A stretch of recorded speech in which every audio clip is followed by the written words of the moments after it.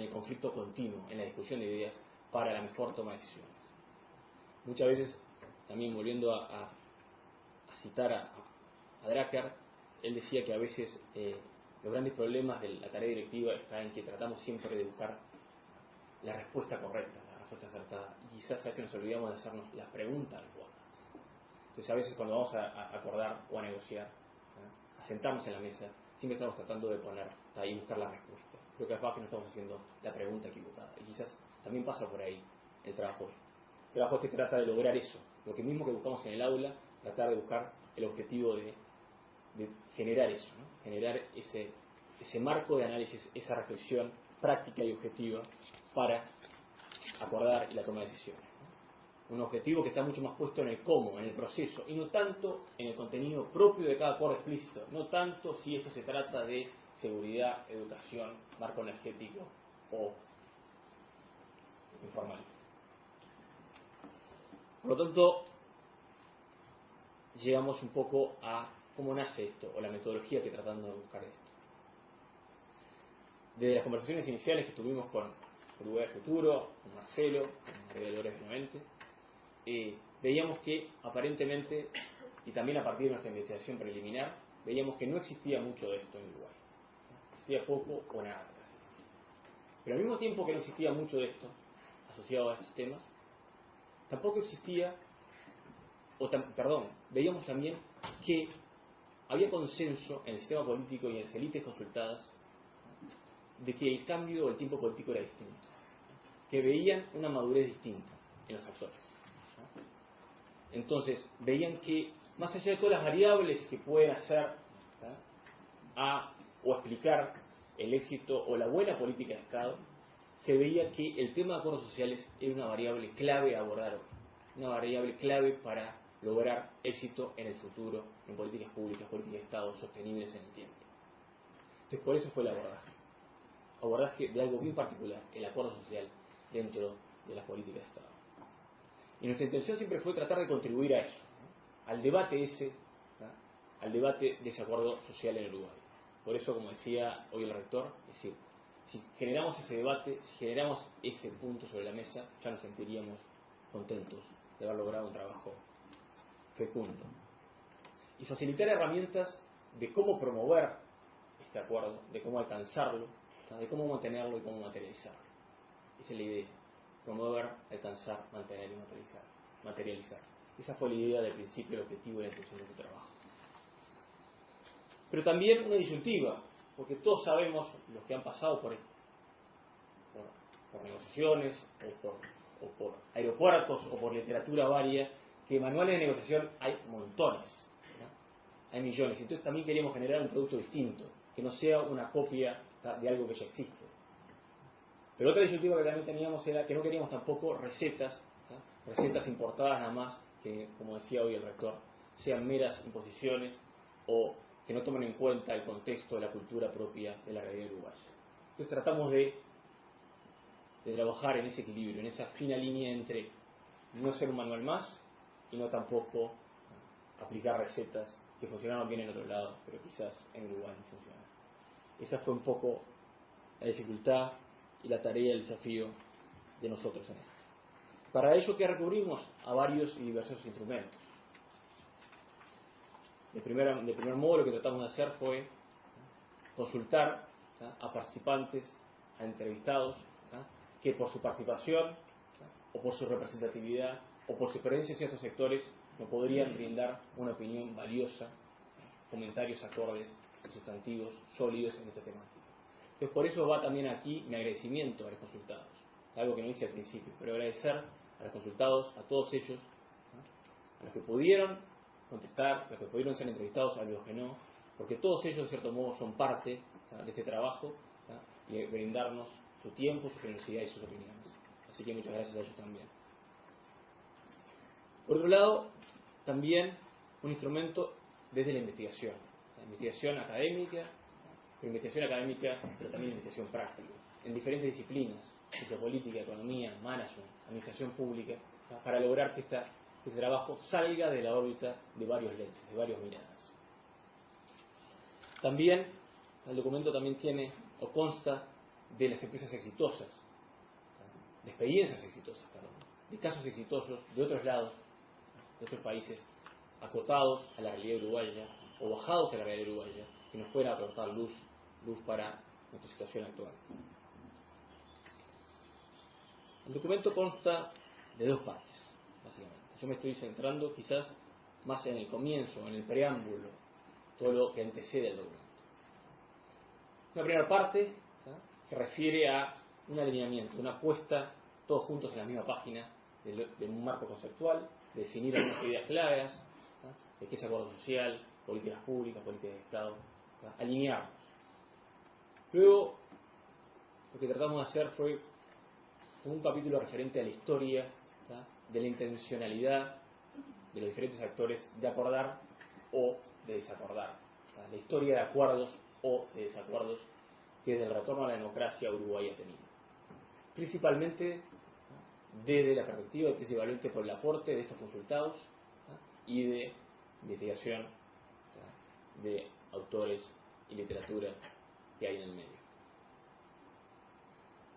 Y luego tiene una segunda parte, ¿tá?, que es el núcleo duro, lo valioso de la publicación, que refiere más a analizar la dificultad de por qué acordar, la dificultad de por qué es tan difícil acordar, ¿no?, en cualquier ámbito. Y eso se analiza y se tratan de hacer recomendaciones claves, prácticas, ese fue también el objetivo, algo práctico, que sea una herramienta, ¿no?, para lograr mejores acuerdos. En esa segunda parte vamos a analizar, ¿no?, desde el inicio, de promover el acuerdo cuando es necesario, pensar a veces siempre del acuerdo es necesario o no, hasta luego, ¿no?, tratar de alcanzarlo, cómo mantenerlo y cómo materializarlo. Quizás es una etapa posterior, pero no quedarnos en el acuerdo solo, sino cómo mantenerlo y cómo materializarlo. Y meternos, sin ser el eje del estudio meternos un poco en el diseño y en la implementación de la política pública. Por aquí yo voy dejando, y la idea es que María Fernanda Boidi vaya comentando un poco esta segunda parte, quizás la parte más jugosa, la parte más clave, ¿tá?, y la intencionalidad propia de este trabajo, que es la clave, ¿tá?, para lograr mejores acuerdos. Muchas gracias. No es posible llegar a acuerdos sin entrar en la interacción con otros. Y como cualquiera que alguna vez haya intentado acordar con sus colegas, con su pareja, con sus hijos, esos son terribles negociadores, los hijos, bien lo sabe, la interacción con los otros no siempre es fácil, ¿sí?, ni necesariamente placentera. Y siempre la interacción en procura de un acuerdo requiere negociación. Por eso en realidad los dictadores son tan efectivos en sus decisiones, porque esas son unilaterales, no necesitan consultar con otros. Si se consultan, en realidad no tienen por qué tomar en cuenta esas opiniones, pero claro, los dictadores tienen otros problemas, fundamentalmente problemas que tienen que ver con la legitimidad de sus decisiones, de sus acciones, pero eso en realidad es materia para otro estudio. Los procesos de negociación, que es lo que nos interesa, son condición necesaria para alcanzar acuerdos, ¿sí?, pero esos procesos son complejos. Y de hecho, muchas veces los acuerdos fracasan no por falta de voluntad, no por falta de intereses compartidos, fracasan porque cae la lógica de la negociación, fracasan porque las formas, que en estos casos son tan importantes como la sustancia, no se abordan del modo apropiado.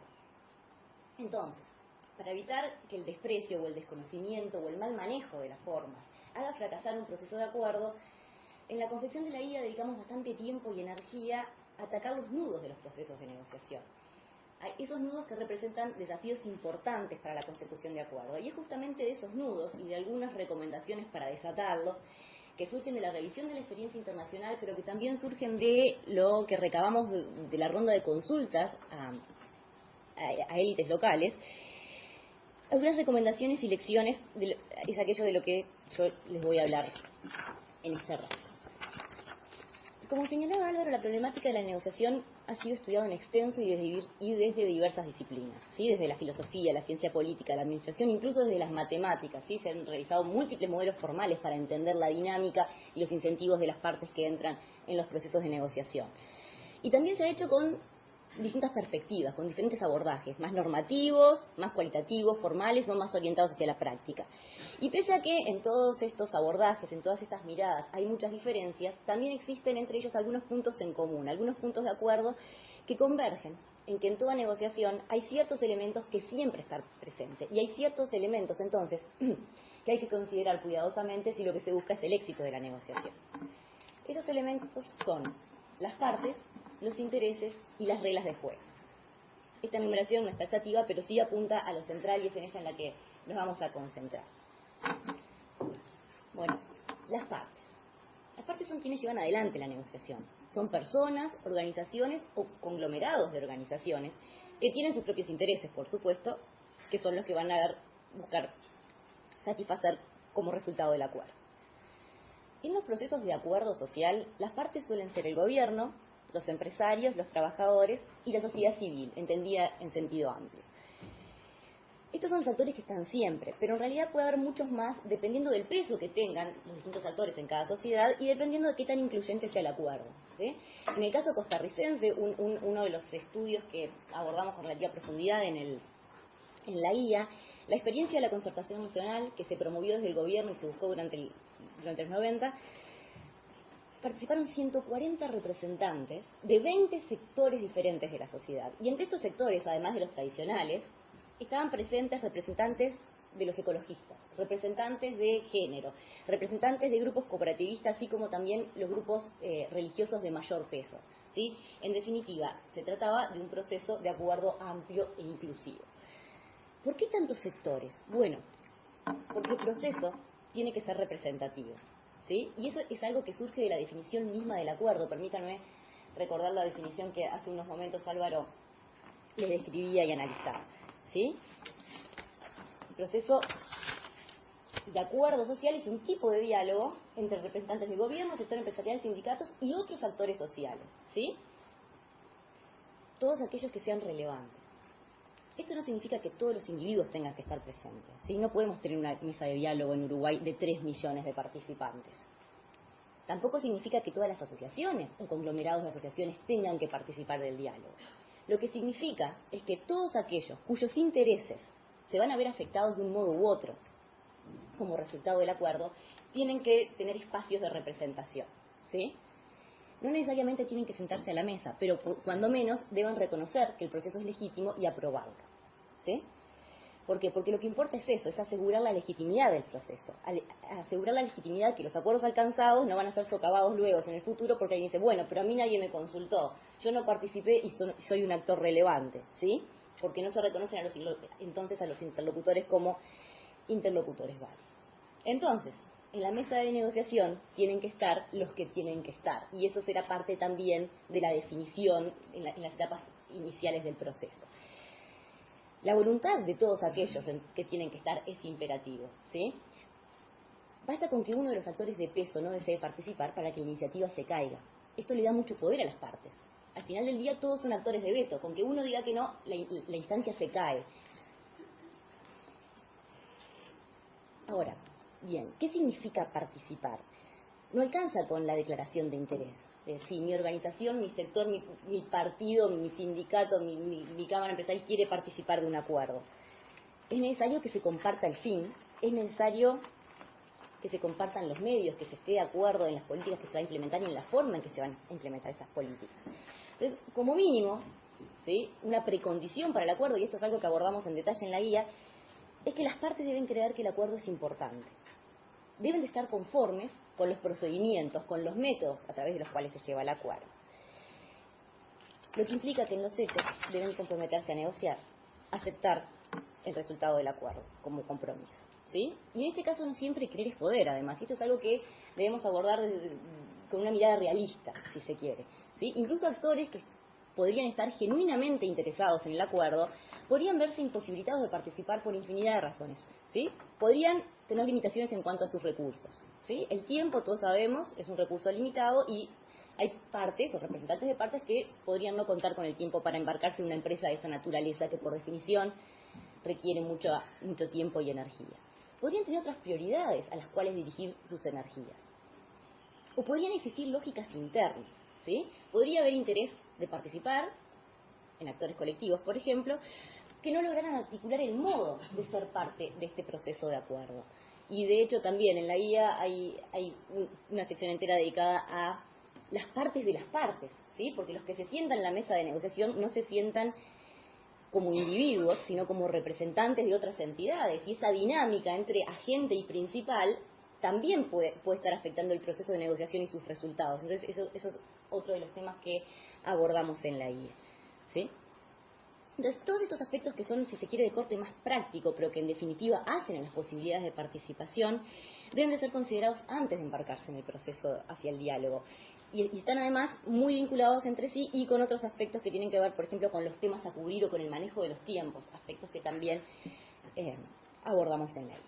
Una última puntualización respecto de la participación antes de continuar. Esta debe ser voluntaria y efectiva, ¿sí?